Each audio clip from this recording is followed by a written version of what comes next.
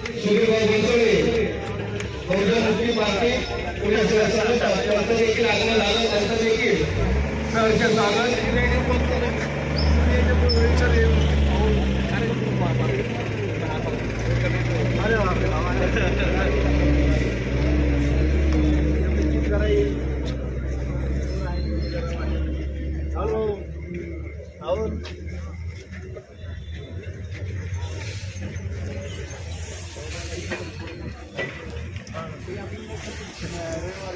आजच्या कार्यक्रमाचे उद्घाटन माननीय सचिव बनसोडे राज्याध्यक्ष भारत मुक्ती मोर्चा।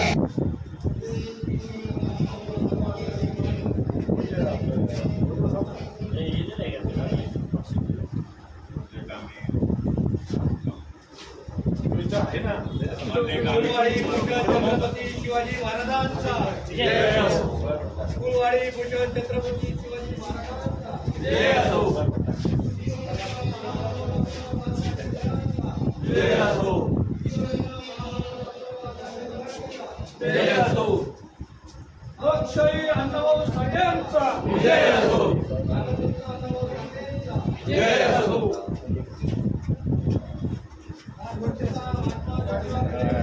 जय असो। जय असो।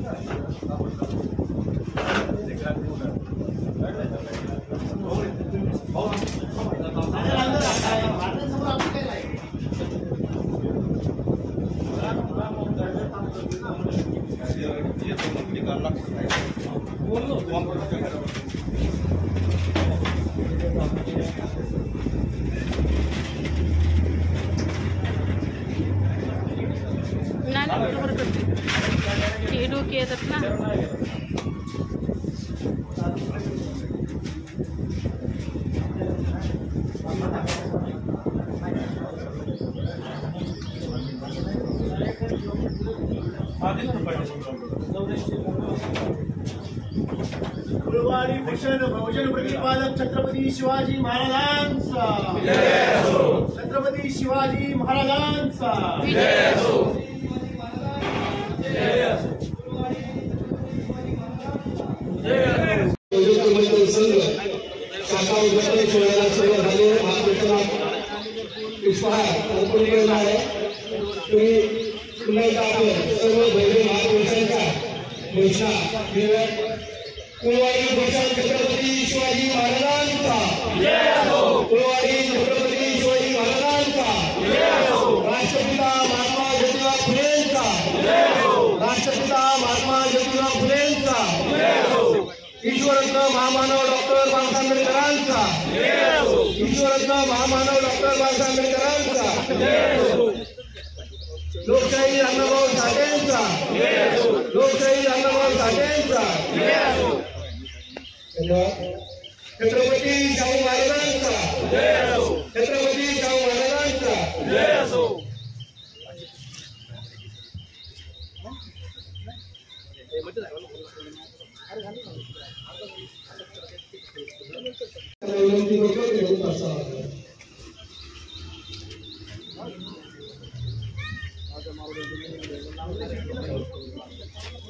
समता, स्वातंत्र्य, बंधुता आणि न्यायावर आधारित नवा समाज, नवा राष्ट्र निर्माण करणारे महाकरुणिक तथागत भगवान गौतम बुद्ध, महाराष्ट्राची आणि खऱ्या अर्थाने भारताची निर्मिती करणारे कुलवाडी भूषण बहुजन प्रतिपादक छत्रपती शिवाजी महाराज 14 वर्षाच्या अल्पवयीमध्ये बुद्धभूषण असा महान ग्रंथ लिहिणारे छत्रपती संभाजी महाराज आपल्या सर्वांना 1 जानेवारी 1848 ला शिक्षणाची संधी उपलब्ध करून देणारे क्रांतीसूर्य महात्मा ज्योतिराव फुले, त्यांच्या खांद्याला खांदा लावून काम करणाऱ्या आणि भारतातील पहिल्या विद्यार्थिनी आणि पहिल्या शिक्षकाचा मान मिळवणाऱ्या माता सावित्रीबाई फुले, ज्योतिराव फुलेंचे कार्य पुढे नेण्यामध्ये आणि खास करून आज ज्या ट्रेड युनियनच्या कार्यक्रमाला आपण जमलेलो आहोत त्या ट्रेड युनियन भारतामध्ये निर्माण करण्यामध्ये नारायण मेघाजी लोखंडे यांचं देखील खूप मोठं योगदान आहे. त्यांना देखील विनम्र अभिवादन.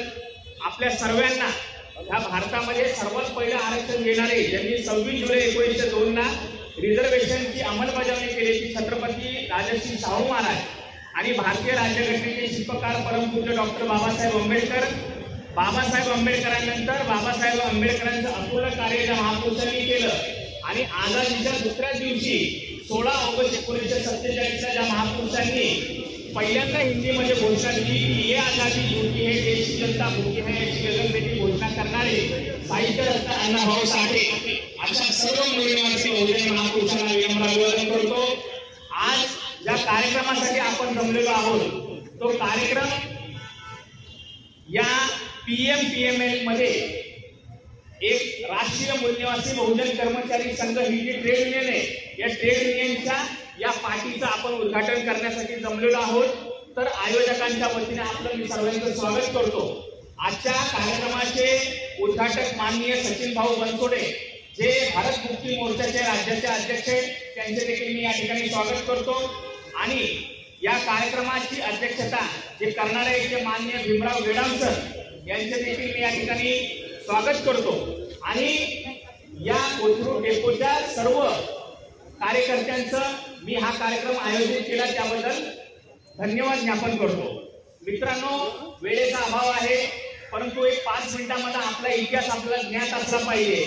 तर तो इतिहास असा आहे की डॉक्टर बाबासाहेब आंबेडकरांनी 2 वर्ष 11 महिने 17 दिवसामध्ये जे संविधान बनवलं ज्याच्यामध्ये 395 कलम आणि 8 परिशिष्ट आहे. आज 12 परिशिष्ट आहे. तर बाबासाहेबांनी कलम क्रमांक 19 जे टाकलेलं आहे ते 19 कलम आहे की फ्रीडम ऑफ द स्पीच आणि फ्रीडम ऑफ द एक्सप्रेशन म्हणजे संघटन बनवण्याचा अधिकार, संघटन चालवण्याचा अधिकार. ह्या अधिकाराचा उपयोग करून ह्या देशामध्ये ट्रेड युनियनची निर्मिती झाली. ह्या देशामध्ये ट्रेड युनियन मध्ये सर्वात पहिले जर काम कोणाचं असेल तर क्रांतीसूर्य महात्मा ज्योतिराव फुले असतील, नारायण मेघाजी लोखंडे असतील, डॉक्टर बाबासाहेब आंबेडकर असतील, बाबासाहेब आंबेडकरांनंतर अण्णाभाऊ साठे असतील. या लोकांचं या देशभरामध्ये मूळनिवासी महापुरुषांचं ट्रेड युनियन स्थापन आणि संघटनेमध्ये खूप मोठं काम आहे. बाबासाहेबांनी जे संविधान बनवलं त्या संविधानामध्ये कलम क्रमांक 19 जो आहे त्या 19चा अधिकार घेऊन या देशामध्ये ट्रेड युनियन निर्माण झाल्या. तर मित्रांनो, या देशामध्ये सर्वात पहिली ट्रेड युनियन जी आहे ती या त्याचं नाव जरी पक्ष असेल पण ती ट्रेड युनियन होती. तर डॉक्टर बाबासाहेब आंबेडकरांच्या नेतृत्वाला कोणी एक्सेप्ट करू नये. डॉक्टर बाबासाहेब आंबेडकरांच्या स्वतंत्र मजूर युनियन मध्ये जर कोणी जाऊ नये म्हणून या देशामध्ये 2 ब्राह्मणांनी काम केलं ज्याचं नाव आहे केशव हेडगेवार आणि माधव गोळवळकर. आणि म्हणून त्या मराठीत गाणं आहे की केशवा माधवा तुझा नामात्रे गोडवार. ते कृष्णावर नाहीये, ते केशव हेडगेवार आणि माधव गोळवळकर या लोकांनी 1925 मध्ये RSS ची स्थापना केली. आणि या 2 मंडळींना बाबासाहेबांना आणि बाबासाहेबांच्या ट्रेड युनियनला कामाला काउंटर करण्यासाठी तिसऱ्या एका ब्राह्मणाला काम दिलं आणि त्या ब्राह्मणाचं नाव आहे दत्तोपंत ठेंगडी. आणि दत्तोपंत ठेंगडीला ह्या 2 लोकांनी सांगितलं की बाबासाहेबांना आणि बाबासाहेबांच्या ट्रेड युनियनला काउंटर करण्यासाठी तुम्ही एक ट्रेड युनियन निर्माण करा. आणि या भारतामध्ये बाबासाहेबांना आणि बाबासाहेबांच्या ट्रेड युनियनला काउंटर करण्यासाठी भारतामध्ये पहिली ट्रेड युनियन आणली जिचं नाव आहे भारतीय प्रतिरक्षा मजदूर संघ, भारतीय मजदूर संघ, जी RSS आणि BJPचे ट्रेड युनियन आहे. तर लक्षात घ्या की क्रांतीसूर्य महात्मा ज्योतिराव फुलेंनी शिक्षण दिलं, छत्रपती राजर्षी शाहू महाराजांनी आरक्षण दिलं आणि बाबासाहेबांनी भारतीय संविधानामध्ये ही तरतूद केली. बाबासाहेबांनी तरतूद केली तर या भारतामध्ये सर्वात पहिला वर्ग तयार झाला तो आहे विद्यार्थी वर्ग. 2 नंबरचा वर्ग तयार झाला तो कर्मचारी वर्ग. या देशाचं पॉप्युलेशन आज जगामध्ये 1 नंबरला आहे. चायनाला आपण पाठी टाकलं. या देशामध्ये 140 करोड लोक आहेत पण ह्या देशामध्ये सेंट्रल गव्हर्नमेंट कर्मचारी 1 करोड आहेत आणि स्टेट गव्हर्नमेंट कर्मचारी 1 करोड आहेत. आणि जे केंद्र सरकार आणि राज्य सरकारचे कर्मचारी असतात त्यांना CCS कंडक्ट रूल असतो. तुम्हाला माहित असेल CCS कंडक्ट रूल म्हणजे सिव्हिल सर्व्हिस कंडक्ट रूल आहे की तो राजकारण करू शकत नाही, तो संघर्ष करू शकत नाही. आणि 3% आहे आणि 3% शासक लोकांच्या ह्या देशामध्ये 3 राष्ट्रीय युनियन आहेत. काँग्रेसची इथं आल्यानंतर थोडं सर्वे करायची आदत आहे.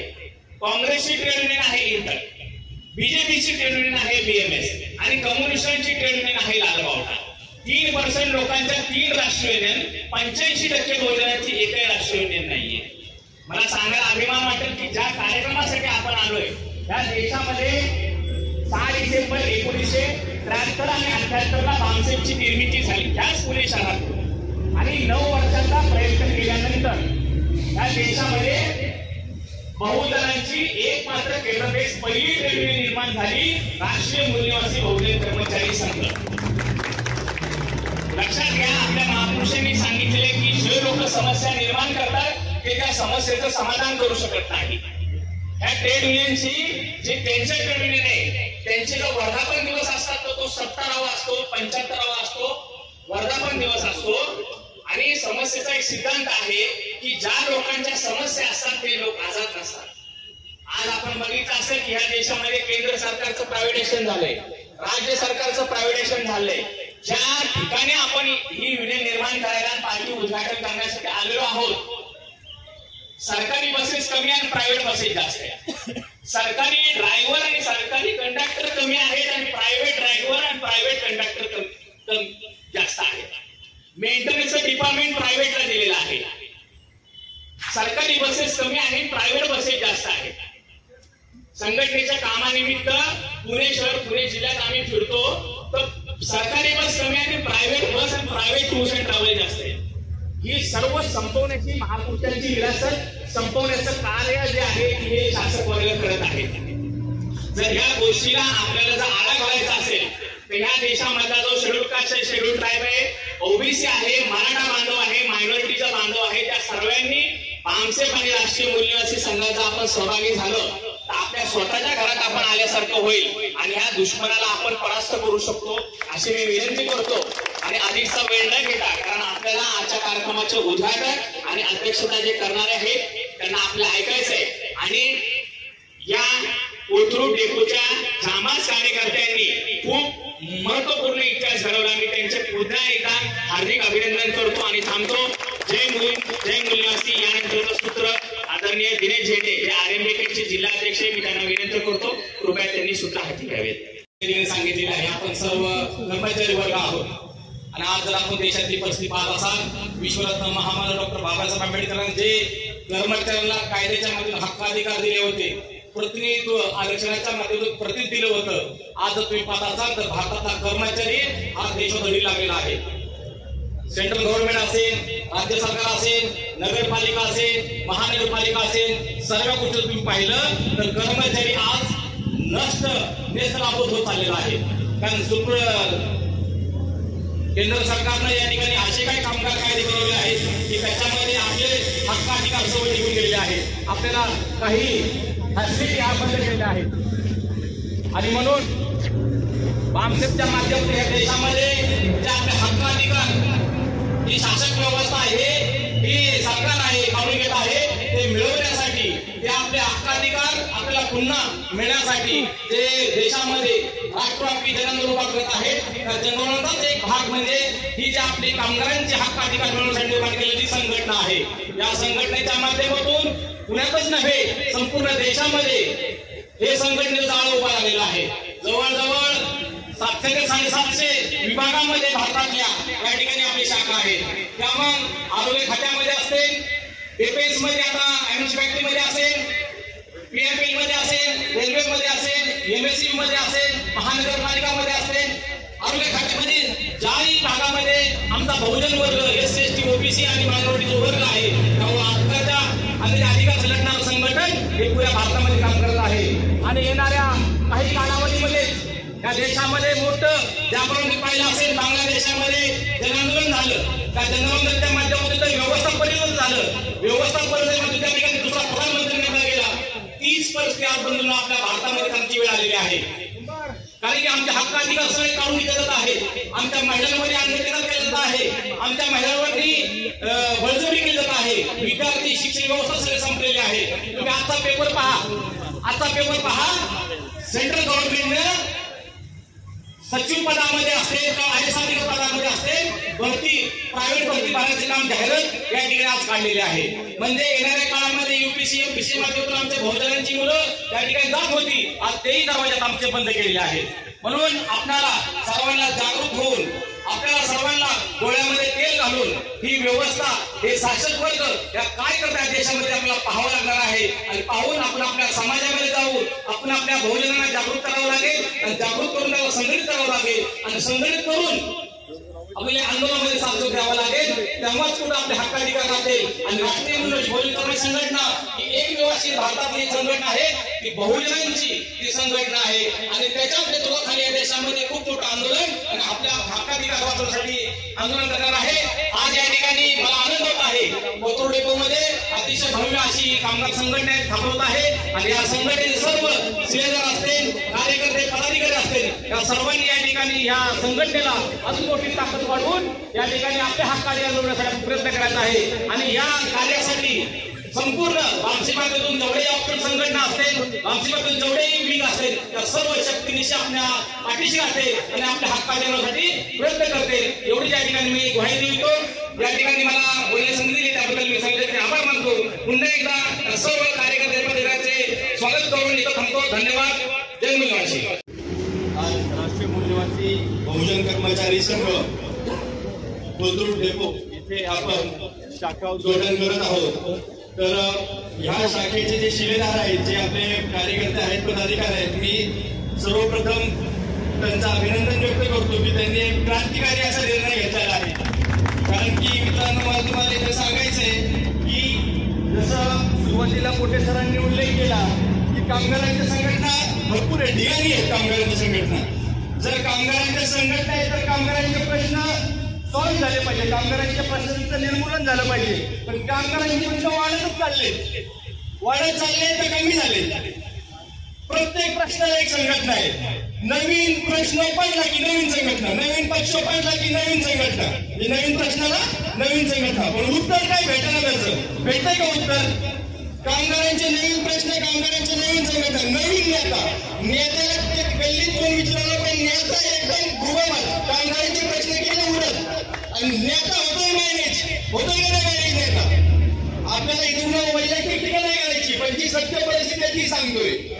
आमच्या कामगारांचे प्रश्न वाढत चालले. कामगार हा अण्णाभाऊ साठे म्हणले होते, ही पृथ्वी शेषनागाच्या मस्तकावर उभी नसून कामगारांच्या, कष्टकऱ्यांच्या हातावर चाललेली आहे. पण आमच्या कामगारांच्या काय परिस्थिती आपण स्वतः डोळ्यांनी बघतोय.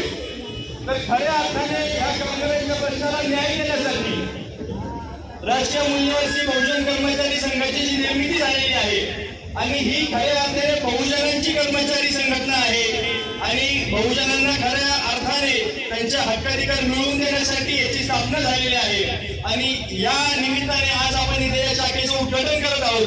तर मला 100% विश्वास आहे की बहुजनांच्या खऱ्या प्रश्नांसाठी, त्यांच्या खऱ्या हक्काधिकारांसाठी आपले कार्यकर्ते, आपले पदाधिकारी इथं लढा लढतील आणि जोपर्यंत त्या प्रश्नांमधून सगळ्यांना असं समाधानकारक उत्तर निघणार नाही तोपर्यंत आम्ही कधीच माघार घेणार नाही. आणि आम्ही काय आईने नक्की ठरवलेले संघटन नाहीये की आलो 2 मिनिटं आंदोलन केलं, शांत बसलो.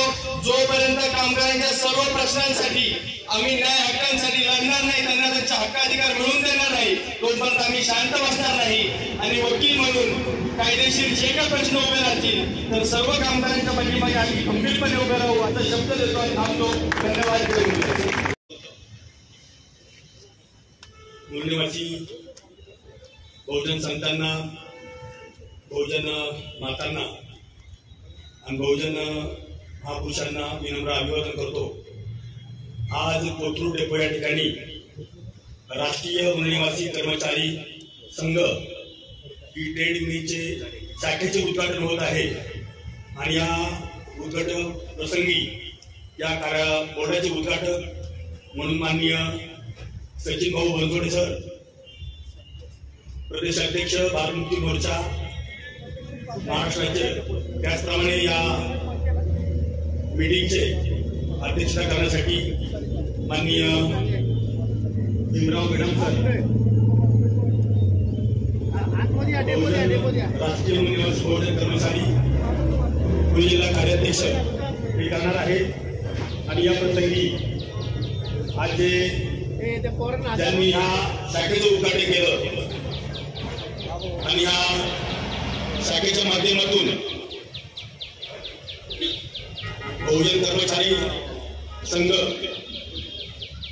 यांच्या वतीने जी कार्यकर्ते जमा झाले त्यांचे सर्व स्वागत करतो आणि मी लघु क्रांती मोर्चा महाराष्ट्राच्या वतीने आपल्याला शुभेच्छा देतो आणि ज्या ज्या वेळेस लघुजी क्रांती मोर्चाची तुम्हाला गरज पडेल त्या वेळेस आम्ही तुमच्या सोबत आहोत आणि आजचा जो दिवस आहे आज म्हणजे सोमवार ते शनिवार हा कामाचा दिवस असतो आणि हा रविवार जो दिवस आहे हा चळवळीचा दिवस आहे। काही लोक या चळवळीमध्ये सामील झाले आणि ही चळवळ मध्ये जे सर्व कार्यकर्ते सामील झाले त्यांचे मी आभार मानतो आणि मला जी बोलण्याची संधी दिली त्यावर आभार, धन्यवाद। भीमराव गेडाम सर, कार्याध्यक्ष राष्ट्रीय मूल्यवासी बहुजन कर्मचारी संघ पुणे जिल्हा यांना देखील विनंती आहे की फलकाचं उद्घाटन करावे।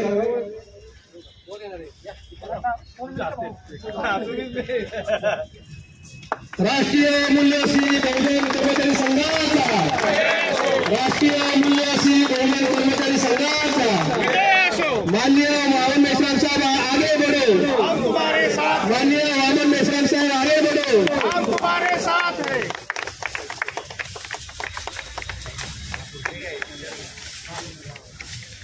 कुंवारी भूषण छत्रपती शिवाजी महाराजांचा, कुंवारी भूषण छत्रपती शिवाजी महाराजांचा, राष्ट्रपिता महात्मा ज्योतिबा फुलेंचा, राष्ट्रपिता महात्मा ज्योतिबा फुलेंचा, कामगार नेते नारायण मेघाजी लोखंडेंचा, कामगार नेते नारायण मेघाजी लोखंडेंचा, छत्रपती शाहू महाराजांचा, छत्रपती शाहू महाराजांचा, ईश्वररत्न महामानव डॉक्टर बाबासाहेब आंबेडकरांचा, ईश्वररत्न महामानव डॉक्टर बाबासाहेब आंबेडकरांचा, लोकशाहीर साहित्यरत्न अण्णाभाऊ साठेंचा, लोकशाहीर अण्णाभाऊ साठेंचा,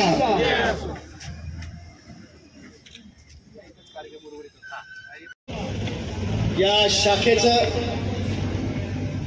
RMBKS अर्थात राष्ट्रीय मूल्यवासी बहुजन कर्मचारी संघाच्या शाखेचं उद्घाटन या ठिकाणी हा कार्यक्रम पार पडत आहे। मुळात राष्ट्रीय मूल्यवासी बहुजन कर्मचारी संघ ही संघटना राष्ट्रीय लेवलला काम करते।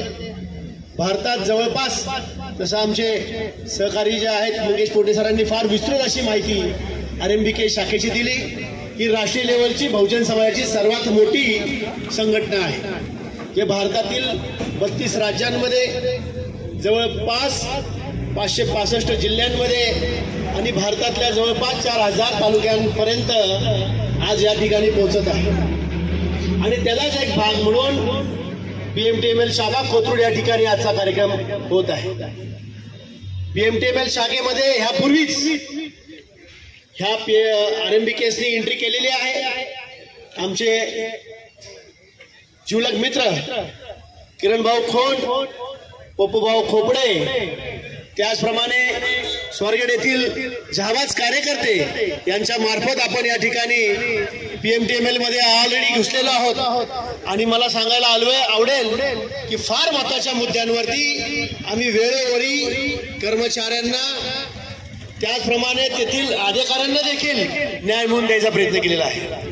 जेव्हा आणीबाणीची परिस्थिती म्हणजे अशी परिस्थिती होती की कुठलेही ज्या काही महत्त्वाचे हक्काधिकार संविधानाने दिलेत कर्मचाऱ्यांना त्याची कुठलीही अंमलबजावणी न करता जेव्हा कधी PMTL शाखेच्या अधिकाऱ्यांनी चुकीच्या कारवाई या ठिकाणी कर्मचाऱ्यांवर केल्या त्याचप्रमाणे चुकीचे पायंडे पाडून कर्मचाऱ्यांना गुलाम बनवण्यासाठी जे काही प्रयत्न झाले तेव्हा फार मोठ्या प्रमाणामध्ये आम्ही PMTL शाखेचे इथे आंदोलन यशस्वी केले। अशी परिस्थिती एका काळात होती की मुंडे साहेबांचा चार्ज होता आणि मुंडे साहेबांनी आल्यानंतर सगळी PMTML हलवून ठेवली। कुठली संघटना कुठले कर्मचारी संघटना ज्या काही नावा आला त्या ठिकाणी होत्या त्यांनी त्या ठिकाणी मुंडे साहेबांसमोर बिलकुल हातबल होऊन हात पसरले। त्या काळामध्ये आम्ही फार मोठं आंदोलन करून मुंडे साहेबांच्या अंगावर गेलो आणि आपल्या सर्व कर्मचाऱ्यांच्या हक्काधिकार वाचवला। अपार येथील एक मुद्दा आहे आणि आमचे आंदोलन झाल्यानंतर 15 दिवसाच्या आत नाईलाजास्तव मुंडे साहेबांची बदली करावी लागली। हा आमचा इतिहास आहे, हा सर्वांनी लक्षात ठेवला पाहिजे। या ठिकाणी कर्मचाऱ्यांना आणि खास करून तुळजा कर्मचाऱ्यांना मी सांगू इच्छितो की जे काही हक्काधिकार जे बाबासाहेबांनी संविधानाच्या माध्यमातून आपल्याला दिले आहेत आणि त्याची अंमलबजावणी करत असताना ज्या संघटना ज्या आहेत त्या कुचकामी ठरलेल्या आहेत, त्या सर्व कर्मचारी म्हणजे ड्रायव्हर असू, परमनंट असू किंवा कंत्राटी कर्मचारी असू, त्यांच्या सर्व हक्क अधिकारांची लढाई आम्ही लढणार अशी ग्वाही आम्ही या ठिकाणी तुम्हाला देतो। म्हणजे कुठल्याही समस्या असो, ते कुठलाही अधिकार असो जे तुमच्यापासून यापूर्वी हिरावून घेतले, तुमचा अधिकार असताना तुमच्यापर्यंत पोहोचत नाही, असा कुठलाही अधिकार तुम्हाला जोपर्यंत मिळणार नाही तोपर्यंत तुमच्या खांद्याला खांदा लावून तुमच्या पाठीमागे नाही तर तुमच्या बरोबर थांबून ते आपले अधिकार तुम्हाला मिळवून देऊ अशी देखील मी ग्वाही या ठिकाणी देतो।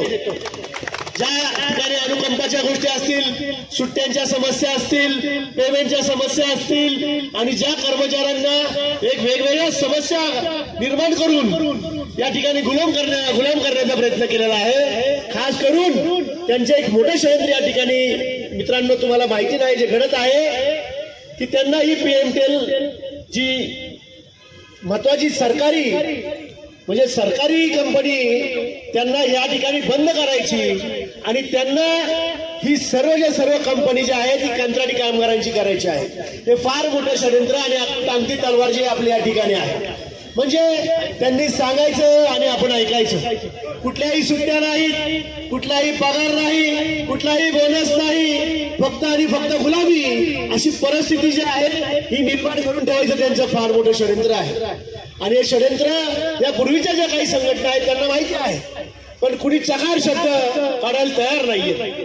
त्यांचं राजकारण आणि त्यांचं जी फक्त कर्मचाऱ्यांना काही गोष्टींच्या खोट्या अफवा, खोट्या ज्या काही म्हणण्यात त्यांचं जे काही द्यायची इच्छा आहे ते बिलकुल द्यायची इच्छा नाहीये। खोटी आश्वासनं जी आहेत ती या ठिकाणी कर्मचाऱ्यांना मिळत आहेत। त्यामुळं आजच्या या ठिकाणी मी एक ग्वाही देतो की जो काही कर्मचारी वर्ग आहे जो आमच्यासोबत काम करतोय त्यांचे जे हक्काधिकार आम्ही देणारच, पण जे कर्मचारी जे आमच्या संघटनेपासून दूर आहेत, त्या वेगवेगळ्या संघटनेत आहेत, परंतु त्यांच्या देखील समस्या आहे त्या आम्ही 100% सोडवणार। यात कुठलाही पूर्वाग्रह न ठेवता या ठिकाणी मी तुम्हाला जाहीर असं सांगतो।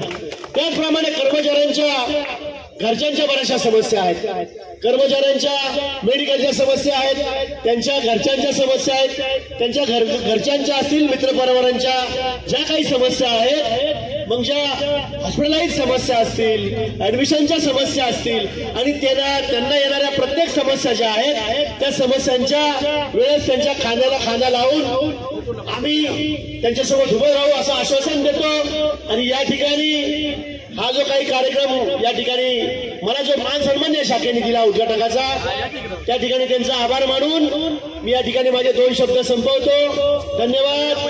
जय जिजाऊ, जय शिवराय, जय भीम, जय लहुजी, जय मूल्यवासी।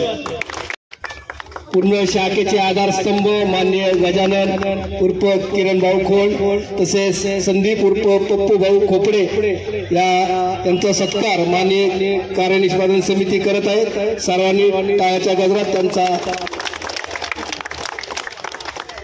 अशी त्यांना विनंती करतो। दिनेश झेंडे पीएमटीएमएल म्हणजे कर्मचारी आहेत आणि प्रभारी आहेत जिल्ह्याचे आणि त्यांच्यामुळेच पीएमटीएमएलच्या शाखा ज्या आहेत त्यांचं उद्घाटन आणि ती विंग जी आहे फार मोठ्या प्रमाणात ताकदवर बनत चाललेली आहे। दिनेश भाऊ झेंडे आगे बढ़ो, दिनेश भाऊ झेंडे आगे बढ़ो। तसेच्या तसेच आहे, तसेच नव्हे तर 1000 पटीने वाढलेले आहेत। जर कामगार संघटना होत्या मग कामगारांचे प्रश्न आज राहायला नव्हते पाहिजे। इतर देशांच्या तुलनेमध्ये जर आपण बघतो भारतातला जो कामगार आहे हा फार समस्याग्रस्त आहे। केवळ समस्याग्रस्त नाही तर भयभीत आहे। तो कोणाच्या तरी दडपणाखाली काम करत आहे। वास्तवामध्ये कामगारांची शक्ती फार मोठी शक्ती आहे आणि कामगाराच्या शक्तीच्या अनुरूप हा देश चालला पाहिजे, एवढी मोठी प्रचंड ताकद ऊर्जा कामगारांमध्ये आहे. कारण कामगारांका पैसा आहे, कामगारांका बुद्धी आहे, कामगार मोठ्या संख्येने रस्त्यावर उतरू शकतोय. आपण एसटीचा संप बघितला, 11 महिने तो संप चाललाय, परंतु त्या पाहिजे तसं त्या लोकांना बेनिफिट मिळालं नाही. का नाही मिळालं तर चुकीचे लोक, चुकीच्या संघटना त्याचं लीड करत होते. म्हणून आम्ही तुम्हाला ग्वाही देतो की इथून पुढे ज्या काही तुमच्या समस्या असेल ते आमच्या समस्या आहे. आम्ही टिकाऊ लोक आहोत, बिकाऊ नाही आहे. कारण ज्या संघटना आजपर्यंत बघितल्या त्या बिकाऊ आहेत. आमच्या समोर, कामगारांच्या समोर त्या मॅनेजमेंटला शिव्या देतील, परंतु नंतर जाऊन हात मिळवणी करता आम्ही बघितलेलं आहे. आणि आम्ही त्या पद्धतीचे काम केलेलं नाही आज आणि करणार नाही. आणि म्हणून मित्रहो, आजच्या ज्या काही PMPMLच्या कामगारांच्या समस्या आहे, महत्वाचे जो आमचा विषय आहे तो 7व्या वेतन आयोगाचा जो फरक आहे, एरियस आहे, तो अजून मिळत नाही आहे. त्यानंतर 7-8 वर्षापासून जे रोजंदारी कर्मचारी आहेत त्यांना परमनंट करण्यात आलेलं नाही आहे. त्यानंतर अनुकंप सेवकांना परमनंट करण्यात आलेलं नाही. या अशा अनेक समस्या आहेत. त्यांना लाईट ड्युटी मिळत नाही. जे अपंग आहेत, मेडिकली अनफिटेड लोक आहेत, त्यांना लाईट ड्युटी दिली पाहिजे. त्याचप्रमाणे सिनियरिटीनुसार ऑफिसमध्ये बसवलेलं पाहिजे.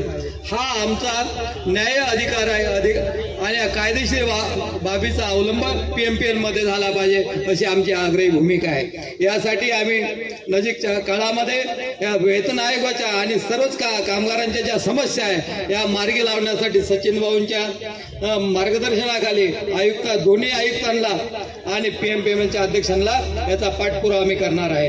आणि म्हणून मित्रहो, आपण बराच उशीर झाला इथं थांबलात. 11-11:30 वाजल्यापासून हा कार्यक्रम चाललेला आहे. मी एकच तुम्हाला ग्वाही देतो, या तुमच्या ज्या समस्या आहेत त्या समस्या या राष्ट्रीय मूल्यवासी बहुजन कर्मचारी संघ पूर्ण ताकदीनिशी सोडवेल असं मी या ठिकाणी सांगतो आणि थांबतो. जय मूल्यवासी, जय संविधान, जय भीम, जय शिवराय.